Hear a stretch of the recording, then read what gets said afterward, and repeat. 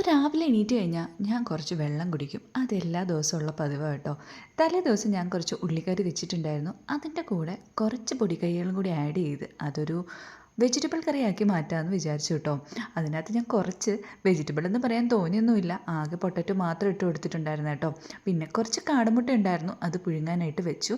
കഴിഞ്ഞ ദിവസം ഞാൻ അപ്പത്തിൻ്റെ മാവ് ആട്ടി വെച്ചിട്ടുണ്ടായിരുന്നു. അപ്പം അത് നേരെ എടുത്ത് അങ്ങ് ചുടാമെന്ന് വിചാരിച്ചു കേട്ടോ. ഇന്ന് എൻ്റെ ബ്രേക്ക്ഫാസ്റ്റും ലഞ്ചും എല്ലാം സെയിം തന്നെ കേട്ടോ. മടി കാരണം ഞാൻ പിന്നെ റൈസൊന്നും വെക്കാൻ നിന്നില്ല. അങ്ങനെ നേരെ എൻ്റെ ലഞ്ച് ബോക്സ് അങ്ങ് പാക്ക് ചെയ്തു. രണ്ടപ്പമാണ് എൻ്റെ കൊച്ചിലെ തൊട്ടുള്ള കണക്ക്. ആ കണക്ക് തെറ്റാതെ എൻ്റെ ലഞ്ച് ബോക്സ് ഞാൻ റെഡിയാക്കി കേട്ടോ.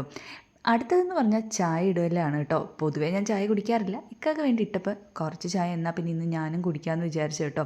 എൻ്റെ കറി ഇതുവരെ സെറ്റായിട്ടില്ല. അപ്പോൾ അത് സൈഡിലിരുന്ന് സെറ്റാവുന്നുണ്ട്. ഏറ്റവും ഹാർഡായിട്ട് തോന്നി എന്താണെന്നറിയുമോ, ഈ കാടമുട്ട ഒന്ന് പൊട്ടിച്ചെടുക്കാനാട്ടോ. ഫൈനലി അതൊക്കെ റെഡിയായി, കറിയും റെഡിയായി. ഇനി ലഞ്ച് ബോക്സിനകത്തോട്ട് എല്ലാം, ലഞ്ച് ബോക്സിലല്ല കേട്ടോ, ഈ ബാഗിനകത്തോട്ട് എല്ലാം പെറുക്കി വെക്കുക, അത്രേ ഉള്ളൂ.